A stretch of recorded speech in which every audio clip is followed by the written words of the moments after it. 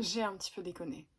Hello hello, j'espère que vous allez bien. On se retrouve aujourd'hui pour un nouveau book haul et comme vous pouvez le voir, il y a de quoi faire, il y a plein de choses en fait. Il y a des choses que j'avais achetées il y a quelques semaines, que je vous avais montré dans le fameux vlog que j'ai jamais pu éditer parce que vraiment toutes les machines étaient contre moi et ce vlog a jamais voulu s'exporter, s'importer, enfin bref, j'ai jamais pu le mettre en ligne.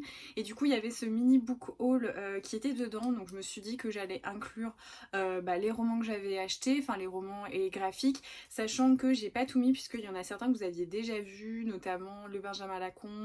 Il y avait peut-être un manga, je sais plus, mais bon, il y avait deux trois trucs comme ça que vous aviez vu et d'autres non, donc je les ai repris, ceux qui ne figuraient pas dans ce petit vlog.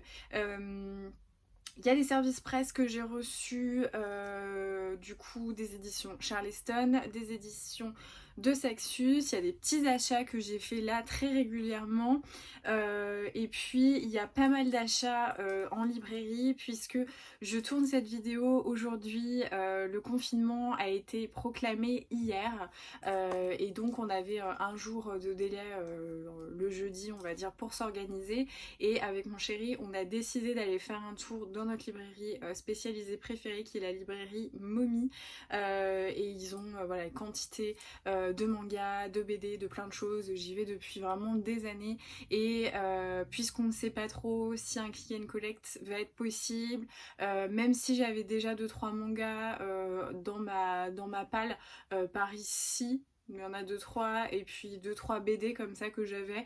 Je me suis dit, allez, je vais aller faire un beau ticket, je vais aller donner mes sous à Mommy plutôt que me retrouver pendant le confinement, puisqu'on sait jamais trop combien de temps ça va durer. Je suis pas forcément optimiste là-dessus, et de pas pouvoir commander nulle part et de finir par donner mon argent à la Fnac, même si elle est française, ça reste quand même un super marché du livre. Donc je me suis dit cette fois-ci, eh bien autant anticiper, et je pense qu'il y a beaucoup de gens qui ont voulu soutenir leur libraire puisqu'il y avait beaucoup de monde, et voilà, je vous incite à le faire en tout cas.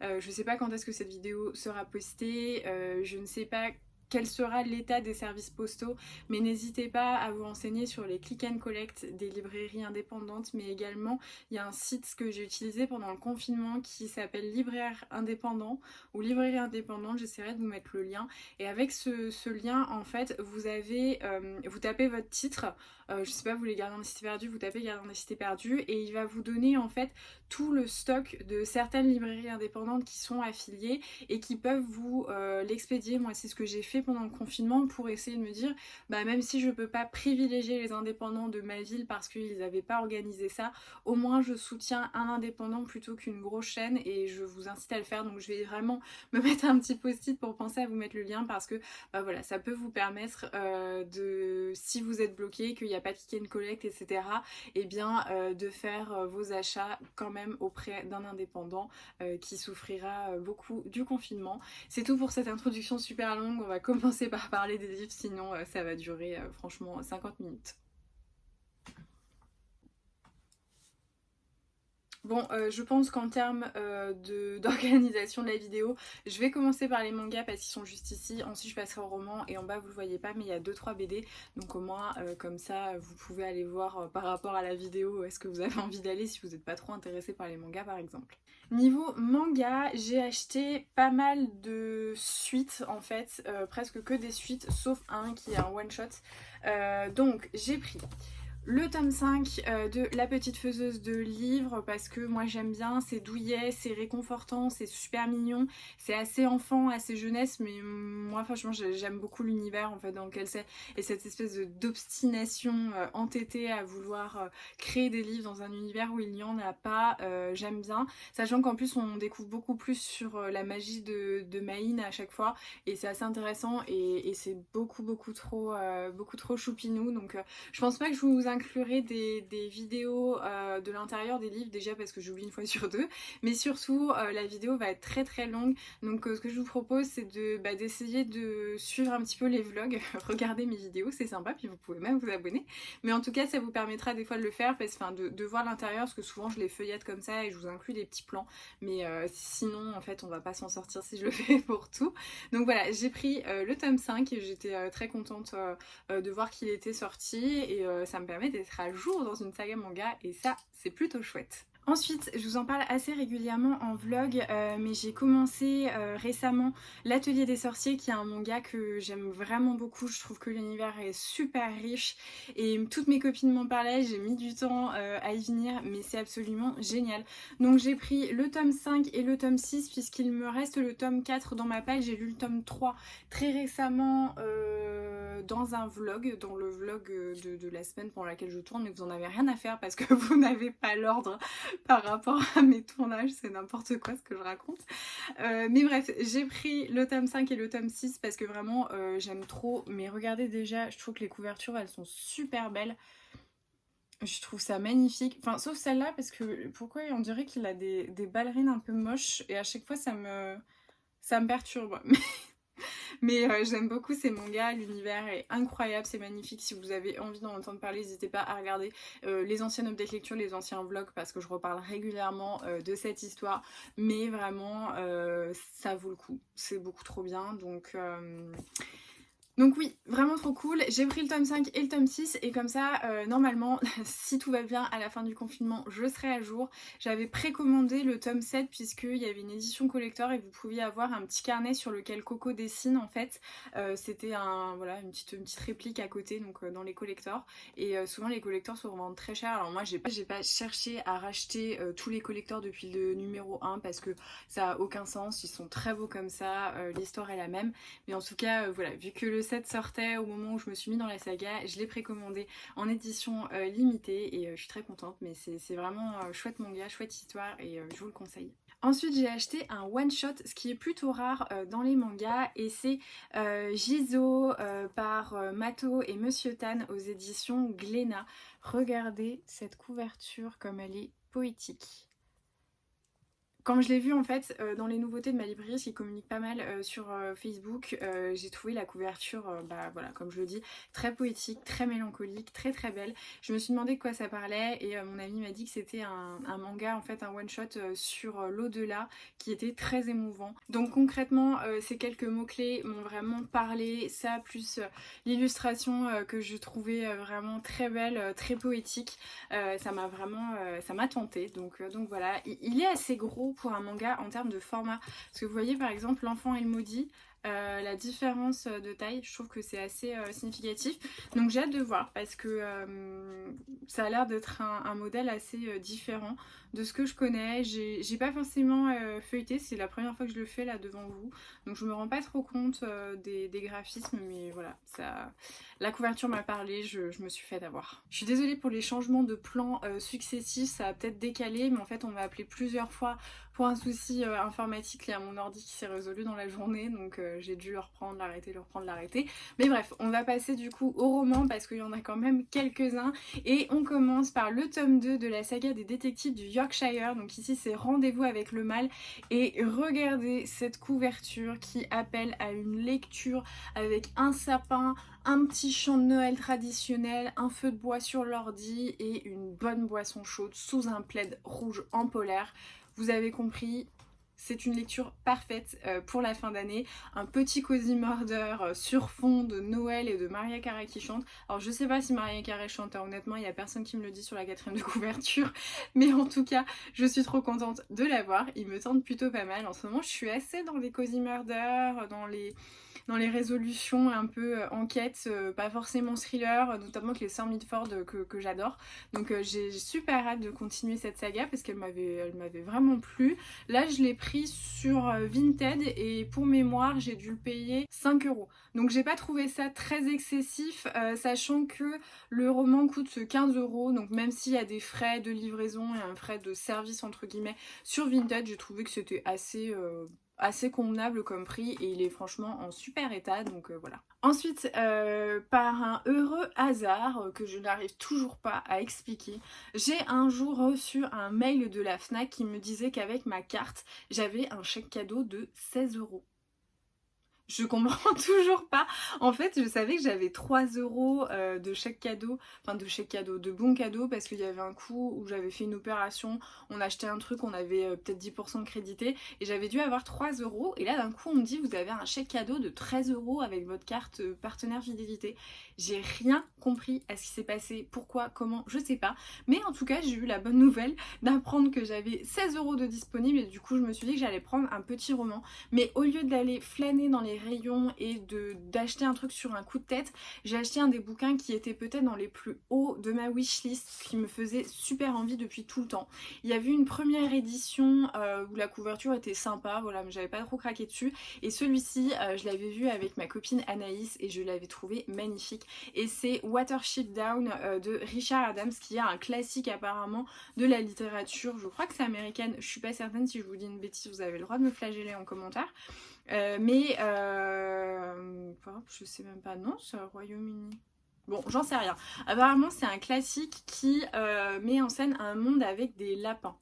J'ai pas plus d'infos que ça, mais vous savez peut-être que pour moi le lapin est l'animal totem, enfin mon animal totem, et j'ai flashé sur cette édition qui est trop belle, irisée comme ça. Elle a une petite couverture comme si c'était un hardback, le reste est vraiment très très simple, mais ce qui fait que c'est des beaux romans. Enfin moi je suis désolée, mais ça je trouve que c'est un très beau roman, et ils sont au prix de 12,50 €. Donc je trouve qu'il y a vraiment un travail éditorial qui est fait, qui est très chic, qui ressemble à des livres un petit peu onéreux, et en fait ils sont pas chers du tout. Alors à l'intérieur, les pages, c'est un peu ce que j'appelle communément des pages de Bible. C'est très très fin, mais par contre voilà, c'est très très fin, il n'y a pas beaucoup de marge. Je trouve que c'est assez blindé, mais normalement c'est une assez grosse brique, et là il était du coup voilà, pas très très cher, 12,50 €, sachant que par un euro hasard je ne l'ai pas payé étant donné que j'ai eu un chèque cadeau mystérieux, mais j'étais trop contente de pouvoir l'avoir, et voilà, je vais le lire assez rapidement je pense. Enfin, j'ai pas mal de livres à lire dans ma palle plus ou moins urgente, mais il va passer rapidement. Ensuite, dans le vlog que vous n'avez pas vu, je vous avais parlé d'un gros bon plan pour lequel j'étais super contente. En fait, il y a un roman que j'ai envie de commencer depuis des années. Je sais pas trop de quoi ça parle, si ce n'est que ça parle de voyage dans le temps et que ça m'a l'air d'être dans une époque un peu victorienne. Mais si ça se trouve, je vous dis, une énorme connerie, et c'est pas du tout le cas. Mais en tout cas, j'ai toujours voulu lire ce livre, mais je sais pas pourquoi, je crois qu'il était peut-être à 15 € ou à 16 € et je me disais, oh franchement, en plus il est pas très grand pour un grand format, ça a l'air cher. Enfin je sais pas pourquoi, mais il y a toujours un truc qui faisait que j'ai pas acheté ce roman. Et un jour je me dis bon, je vais aller acheter Le Gardien des Cités Perdues, le tome 8 qui me manque, puisque le tome 8 et demi va bientôt sortir. Et en fait on fait toutes les librairies de la ville, et le tome 8 était abîmé mais partout. Partout, partout. Soit il était pas dispo, soit il était dans un sale état. Ce qui m'a un peu gonflé, parce que moi les Gardiens des Cités Perdues, j'ai envie de les garder.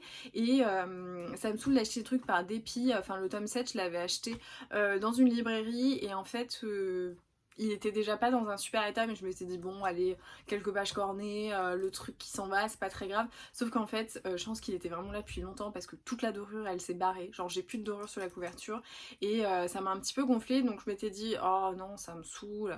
Et dans la dernière librairie j'étais frustrée, je me dis ah bah super, celui-là encore il est abîmé.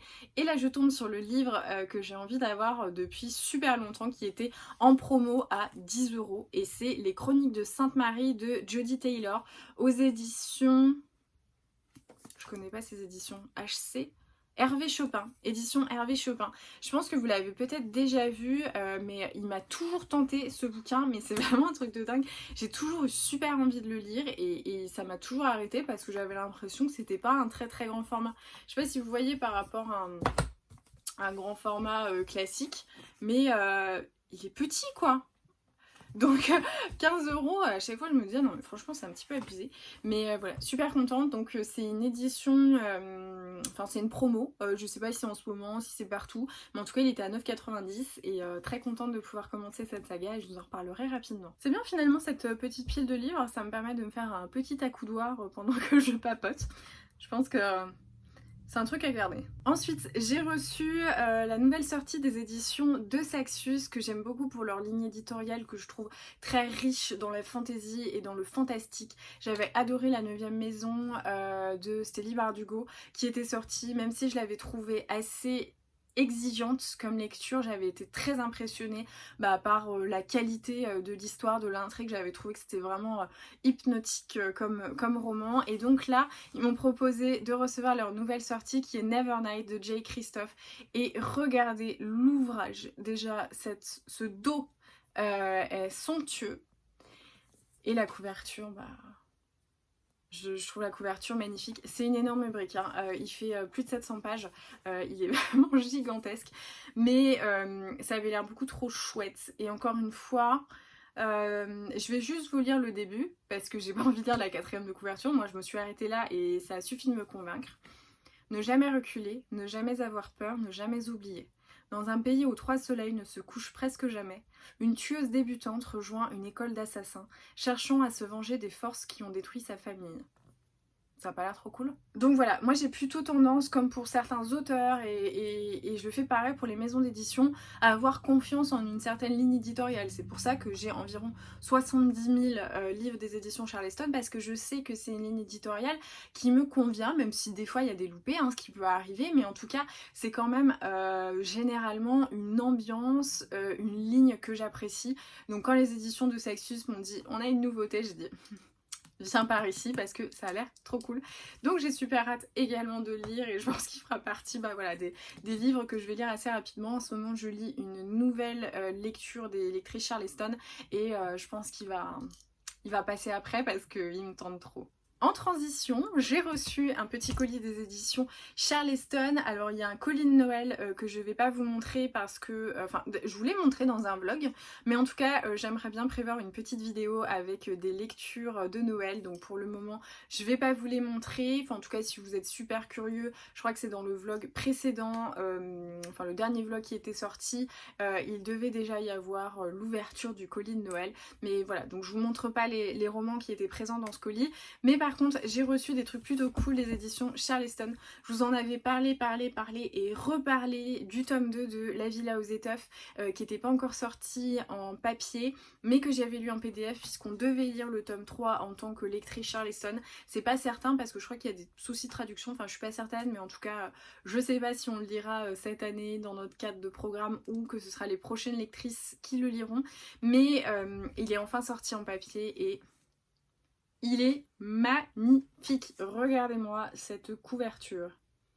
Je l'adore. Et alors, je me disais, cette couverture, elle est vraiment magnifique. Il y a un truc familier. Forcément qu'il y a un truc familier. C'est le même plan de château enneigé que celui de Lucinda Riley, l'ange de Marchmont Hall. Donc j'avais déjà surkiffé cette couverture. Mais alors là, le côté femme avec un plaid tartan, couverture enneigée, etc. Le fait d'avoir abandonné le bandeau, je le trouve magnifique. J'ai adoré La Villa aux Étoffes, je vais pas vous le redire, c'était un énorme coup de cœur. J'ai trop hâte de lire le tome 3 et du coup voilà, le tome 2 est magnifique, donc trop contente de l'avoir en papier. Ensuite, je sais pas si vous vous souvenez, mais j'avais fait une grosse razzia Charleston chez Nose. Ils avaient eu un gros arrivage, on avait vu tout le monde faire des hauls, et en fait j'avais trouvé pas mal de tomes de la saga des 7 sœurs de Lucinda Riley. J'aime beaucoup Lucinda Riley, je vous en ai déjà parlé, que ce soit tout dernièrement pour Le Secret d'Helena que j'ai beaucoup aimé, mais aussi pour justement l'ange de Marchmont Hall que je cite assez régulièrement, ou encore, qu'est-ce que j'ai lu Lucinda Riley, La lettre d'amour interdite. Voilà, je trouve que c'est vraiment la reine des secrets de famille, des ambiances, voilà, avec des secrets qui sont toujours bien élaborés, qui sont jamais des choses relativement faciles. Donc j'aime beaucoup ce qu'elle fait, et sa saga un peu super phare, super connue, c'est la saga des 7 sœurs. Et donc quand j'avais vu à Nose que les livres étaient pas très chers, je sais pas si j'ai encore les prix, si, non, Ah si, il y avait une décote de moins 80. Donc moins 80 de 19 euros. Je vous laisse faire. Mais en tout cas, ils étaient pas du tout chers. C'était vraiment pour une bouchée de pain. Donc j'avais pris tout ce que je voyais. La sœur de la lune, la sœur de la tempête. Enfin, tout était comme ça. Je les avais pris. Et je m'étais dit, bah, je verrai après. Parce que de toute façon, je sais que je veux lire cette saga. Quel tome en fait est lequel. Et en fin de compte, j'avais acheté le tome 2, le tome 4 et le tome 5. Sauf que du coup, j'avais ces trois là dans ma palle. Et que j'ai jamais commencé parce que j'avais pas le tome 1. Et du coup, j'ai demandé aux filles Charleston si il restait par hasard en grand format un de Lucinda Riley, et forcément il leur en restait un sur leur étagère, donc je suis super contente. C'est donc le tome 1 de la saga des 7 sœurs et je vais enfin pouvoir commencer cette saga. Ça fait trop longtemps que je veux la commencer. J'adore Lucinda Riley et j'ai jamais lu en fait son œuvre principale, donc bien contente de l'attaquer. C'est encore une fois des belles briques. Ça fait 530 pages, mais voilà, moi je les lis assez rapidement, les Lucinda Riley, donc ça m'impressionne pas. Ensuite, j'ai acheté 3 livres sur une opération très intéressante qui a été organisée par Carrefour, qui ont fait avec Panini des livres reliés de grands classiques à 6,99 qui sont plutôt qualitatifs, et donc j'en ai pris 3 que je vais vous montrer dans les teintes de bleu. Alors c'est vrai que pour les teintes j'ai pas trop compris, c'est tout dans des camailleux de bleu et de violet. Pourquoi pas. Moi je les ai pas tous pris, même si les prix étaient très alléchants. Ce sont des reliures en cuir et c'est vraiment très très joli. Les couvertures sont toutes en cuir comme ça. Je sais pas si on peut se rendre compte de la matière, je ne pense pas. Mais en tout cas j'en ai pris 3. Donc j'ai pris L'étrange cas du Dr Jekyll et de Mr Hyde parce que j'aime beaucoup cette histoire. Donc voilà, et il y a également L'île au trésor de Robert Louis Stevenson. Et en fait assez étonnamment c'est plutôt bien paginé. Ce qui m'étonnait un petit peu parce que quand on n'est pas dans le cadre de maison d'édition, souvent c'est pas trop terrible, et en plus de ça les pages sont plutôt épaisses, donc je trouvais que c'était plutôt chouette parce que c'est certes à 6,99 mais il y a quand même un travail qui est fait, donc vraiment cool. J'ai pris également Sherlock Holmes, les aventures de Sherlock Holmes de Sir Arthur Conan Doyle, hein. C'est pas forcément nécessaire, c'est peut-être ma 3e édition en belle édition reliée de Sherlock Holmes, mais j'aime tellement que voilà. Donc le tome de Sherlock Holmes est mon préféré que je vais relire pendant le mois. Ah bah non, mais le mois d'octobre c'est fini en fait. En gros, je viens de me rendre compte que je garde plein de lectures en mode ouais je vais les garder pour le mois d'octobre Halloween, sauf que le mois d'octobre il est terminé et je n'ai pas du tout lu ce genre de truc. Bref, donc dans ma tête, le soir d'Halloween, je lirai Dracula de Bram Stoker. J'adore Dracula. Déjà, je trouve que cette couverture est magnifique avec la petite chauve-souris, les roses, les ronces. Elle est super belle. J'ai bien envie de le relire. Ça fait longtemps que j'ai pas lu Dracula et ouais, ça me fait pas mal envie. Mais de mémoire, c'était pas une aussi grosse brique parce que là, les pages sont bien remplies et il fait quand même 420 pages. Donc c'est quand même un peu gros, mais voilà, l'édition est magnifique et franchement, moi je sais que j'en avais pas besoin, mais je suis juste une amoureuse des belles éditions reliées. Donc là j'ai vu ça à 6,99, j'en ai pris 3, j'ai payé 21 euros. 21 euros, c'est le prix d'un grand format ou dans certaines maisons d'édition, donc vraiment trop contente de cette trouvaille. C'est dans tous les carrefours, enfin en tout cas les gros carrefours, parce que les Carrefour City, il n'y en a pas. Donc tous les carrefours avec un gros rayon livre, il y en a, mais c'est vraiment une belle affaire et les romans sont très très beaux. Ensuite, on a bientôt fini, on passe enfin au BD. J'ai acheté le tome 4 de La boîte à musique aux éditions Dupuis. C'est une petite BD jeunesse, je crois que je vous en ai jamais parlé de celle-ci, je sais pas trop. C'est une petite BD jeunesse où le personnage principal, dont j'ai oublié le nom à chaque fois, comment elle s'appelle ? Nola, oui c'est Nola.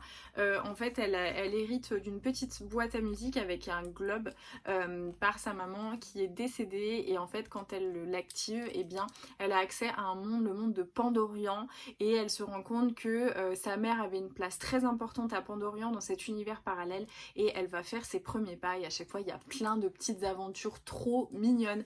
C'est juste trop beau, les couleurs, les dessins, enfin j'aime beaucoup cette ambiance, et Et en fait c'est très jeunesse, hein, vraiment c'est très jeunesse, mais je sais pas si je l'avais déjà dit ici ou si c'était en story à Instagram, j'ai du mal à faire mon deuil des carnets de cerises.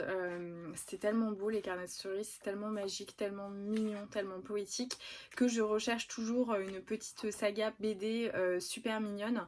Et bah voilà, la boîte à musique c'est pas aussi bien que les carnets de cerises, mais ça quand même me donne ce truc avec ces illustrations dans des univers un peu enchantés. Je trouve ça vraiment très beau. Donc voilà, c'est le tome 4, je vous en reparlerai je pense dans un vlog, parce que vu que ça fait longtemps que j'ai pas lu, le tome 3 j'ai dû l'avoir à Noël l'année dernière, donc ça commence à faire, donc ça, je pense que voilà, je le relirai peut-être les 4 d'un coup, et je vous en parlerai en update et en vlog. C'était dans le fameux vlog disparu, mais ma chère Fanny du compte Instagram Malier des livres, que j'adore et à qui je fais des bisous parce que peut-être qu'elle est en train de regarder cette vidéo, m'a gentiment proposé d'être son +1 puisqu'elle est partenaire des éditions École des loisirs, et il propose aux partenaires d'inviter un +1 qui va recevoir les mêmes services presque. Et donc j'avais reçu Bépocalypse de Ariel Holst, que je vous ai pas présenté ici parce qu'il est déjà sorti, enfin mon avis est sans doute déjà sorti dans l'update lecture, mais également en vlog puisque je le lisais pendant le vlog.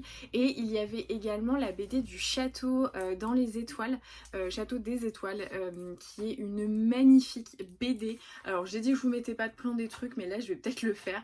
C'est une BD que j'ai déjà lue, j'ai dû lire le tome 1 et le tome 2 puisque quand j'avais été en stage précédemment, une de mes collègues et moi on faisait un espèce de troc de BD entre ceux de ses enfants, les siennes, les miennes, et du coup j'avais lu plein de choses, et son fils lisait Le Château dans les étoiles et j'avais adoré.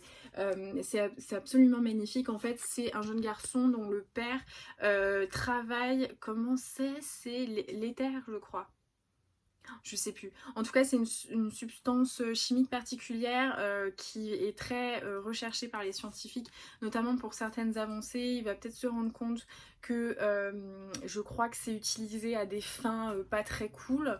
Et du coup, son père va être kidnappé. Enfin, je sais plus exactement ce qui se passe. Mais en tout cas, il va partir dans cette montgolfière. Et c'est un beau roman d'aventure. Les illustrations sont somptueuses, enfin c'est très bien. Donc je vais peut-être me le relire en vlog, ce qui me permettra de vous donner un avis un peu moins saccadé et imprécis que ce que je viens de faire. Mais voilà, c'est un très bel ouvrage et j'étais très contente de l'avoir parce que du coup je les ai tous lus. C'est comme les Enola Holmes, je les avais empruntés à sa fille et je les ai pas. Enfin je dois juste avoir le tome 1 que je m'étais acheté, mais c'est vraiment des très belles BD. Ensuite j'avais déjà dû vous parler de la BD Dans la tête de Sherlock, qui est illustrée par Benoît Daron et Cyril Liron, qui a été un gros coup de cœur pour moi comme pour mon père. Il y a eu les 50, les 20 ou les 10 ans de la maison d'édition qui s'appelle Ankama, et ils ont réédité ce Sherlock Holmes, et du coup avec mon père on a cru que c'était le tome 2, on était trop contents, et en fait pas du tout, c'était juste une couverture alternative. Mais en tout cas ça a ravivé un petit peu cette mélancolie, ce manque des dessins de Benoît Daron dans l'univers de Sherlock Holmes, et du coup on s'est dit c'est pas grave, on va se renseigner sur l'œuvre de Benoît Dahan. Et donc l'illustrateur avec qui je discute de temps en temps sur Instagram m'a dit qu'il avait écrit, enfin dessiné une autre BD, et je crois même qu'il est d'ailleurs, il est peut-être pas au scénario, mais en tout cas voilà, c'est son univers, qui s'appelle Simon Radius, et c'est des enquêtes dans toujours un contexte un peu psy. C'est ça que j'aime beaucoup chez Benoît Dahan, puis les auteurs avec qui il collabore pour les scénarios, c'est qu'il y a une compréhension et une implication de l'esprit, du mental, du conscient, du subconscient, et ce que je trouve absolument incroyable, c'est la manière dont il arrive à retranscrire en dessin tout cet univers mental que je trouve très freudien et magnifique.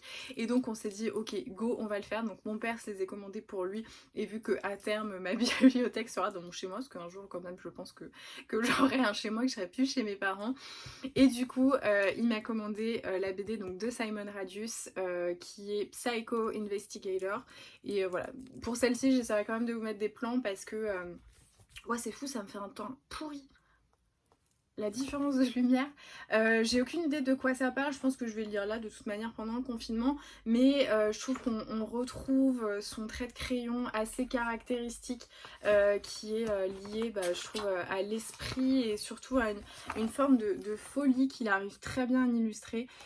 J'aime beaucoup ce qu'il fait, donc j'ai vraiment hâte de me pencher sur le reste de son œuvre. Et enfin, on arrive enfin à la fin, le soleil est en train de décliner, je pense que c'est la dernière fois que je peux parler avant qu'il fasse carrément nuit, puisque en ce moment, en un claquement de doigts, on se retrouve dans le noir complet.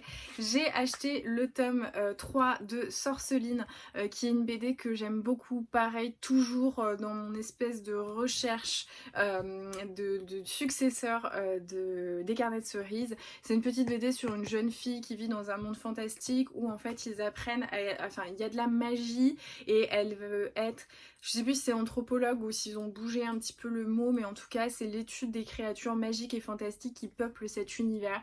Et donc on suit Sorceline qui a forcément un peu en mode voilà Harry Potter, Sophie Foster, tout ça, elle a une place particulière dans cet univers et c'est très joli parce que toutes les illustrations de cet univers magique, ça donne des choses vraiment très très belles.